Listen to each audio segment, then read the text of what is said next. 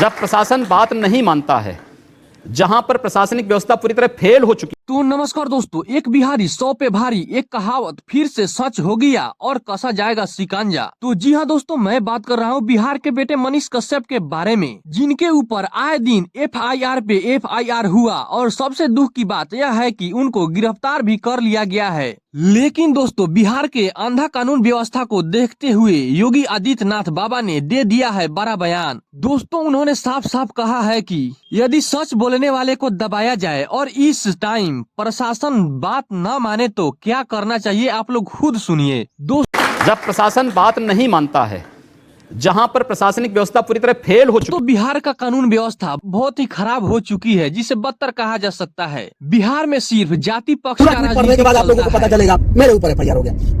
ये fake news कोई Twitter पे फैला रहा था कि मनीष कश्यप गिरफ्तार हो गए और फेक अकाउंट से फैला रहा था, मेरे ऊपर FIR हो गया। दोस्तों, मनीष कश्यप को जिस जुर्म में अंदर किया गया है, वैसे जुर्म तो हजारों व्यक्ति ने किया है, फिर FIR मनीष कश्यप पे ही क्यों और गिरफ्तारी सिर्फ मनीष कश्यप की ही क्यों? दोस्तों, बिहार में सिर्फ जाति पक्ष राजनीतिक ही नहीं है, यहाँ बड़े लोग और छोटे लोग को देखकर ही कानून अपना काम करती है। नहीं तो आज मनीष कश्यप के साथ साथ बहुत से लोग जेल के अंदर होते। लेकिन दोस्तों, मनीष कश्यप को घबराने की जरूरत बिल्कुल नहीं है, क्योंकि योगी आदित्यनाथ बाबा ने मनीष कश्यप के सपोर्ट में बहुत ही बड़ा बयान दिया है। और इतना ही नहीं दोस्तों, बिहार के 19% पब्लिक भी मनीष कश्यप के साथ ही खड़ा है और तेजस्वी यादव के सरकार को गिराने की जोर शोर से तैयारी चल रही है, जो कि मनीष कश्यप के कलेजे को मजबूत करने में सहायक साबित हो रही है। लेकिन दोस्तों, मैं आप लोगों से लास्ट में सिर्फ यही पूछना चाहता हूं कि मनीष कश्यप क्या गलत किए हैं? नहीं तो अगर सही है तो फिर उनको जेल में क्यों डाला गया है? और आप लोग बिहार में कैसा मुख्यमंत्री चाहते हैं, योगी आदित्यनाथ बाबा जैसा? तो आप लोग कमेंट में जरूर बताएं। फिर मिलते हैं किसी अगले नए अपडेट के साथ, तब तक के लिए बाय बाय।